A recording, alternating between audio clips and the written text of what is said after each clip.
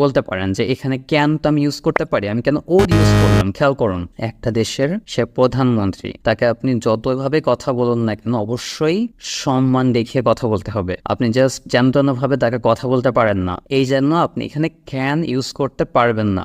যদি কারো বুঝতে সমস্যা হয় আমার পূর্বের ভিডিওটা দেখে আসবেন, আমি ওয়েটার রেস্টুরেন্টে গিয়ে কিভাবে কথা বলতে হয় এই বিষয়টা পূর্বের ভিডিওতে বলা আছে, ওখানে ক্যান এবং ওড এর পার্থক্যটা বলা আছে।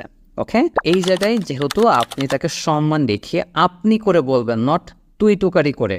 ভালোভাবে খেয়াল করবেন, কিন্তু এখানে আপনি করে রেসপেক্ট শো করে তাকে বলবেন, এই জন্য এই জায়গায় ওড ইউজ করতে হবে। তো সেম ভাবে আপনি এই জায়গায় দেখা যাচ্ছে কোড, এইটাও ইউজ করতে পারেন কাউকে সম্মান দেখানোর ক্ষেত্রে। কোড অথবা কোড কাউকে সম্মান দেখানোর ক্ষেত্রে ইংলিশে ইউজ করা হয়, খেয়াল করে রাখবেন। তাহলে আপনি বলতেন, এইটার ইংলিশটা তাহলে কেমন হচ্ছে?